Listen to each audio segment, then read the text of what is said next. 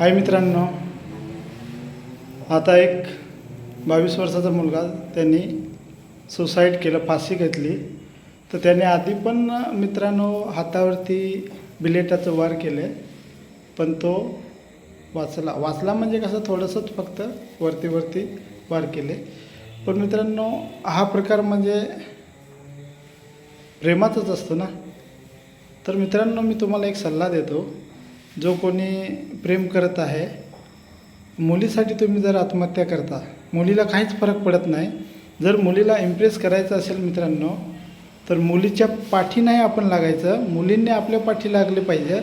याच्यासाठी आपल्याला खूप मेहनत करायची आहे. काम करा, तुमच्याकडे पैसा कमवा, पैसा कमवल्यानंतर तुम्ही चांगली गाडी घ्या. ते आताच्या मुलींना काय आवडतं? पैसा, धन दौलत, आणि त्यांची अपेक्षा असते एक चांगली गाडी पाहिजे आम्हाला. हे जर असेल तुमच्याकडे तर तुम्हाला पाहिजे तशी मुलगी भेटते. आणि तुम्ही जर मुलीसाठी धावत असाल तर मित्रांनो तुमचं हेच होणार. कारण तर मुली आपल्या नाही होणार.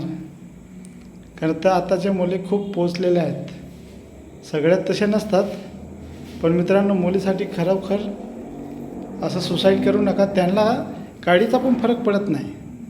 कारण तर आम्ही हे एक मित्र त्यांनी सुसाईड केलं. मुली आपण काय करतो की चला मुली आपण सुसाईड केल्यावरती मुलीला फरक पडेल, पण काही फरक पडत नाही मुलींना.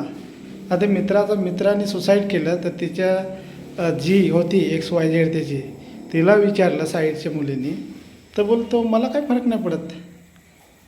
त्यांनी सुसाईड केलं ना, बोलतो त्याला खाज होती, त्यांनी सुसाईड केलं, तो मेला सांगते. हे असं असतं मुलींचं. म्हणून सांगतो मुलींसाठी धावू नका मित्रांनो, पैशासाठी धावा.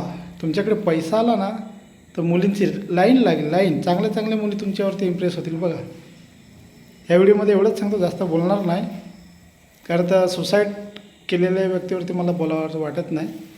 तर मित्रांनो थोडंसं व्हिडिओ बघत असेल आणि जो मित्र प्रेमात असेल त्याला नक्की हा व्हिडिओ पाठवा.